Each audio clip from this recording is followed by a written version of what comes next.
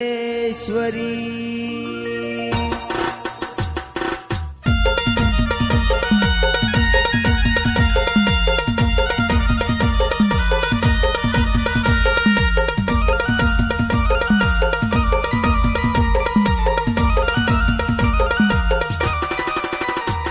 असं वाटत येडा माय वाऱ्या वाणी उडाव, असं वाटत येडा माय वाऱ्या वाणी उडाव, अग हार बनू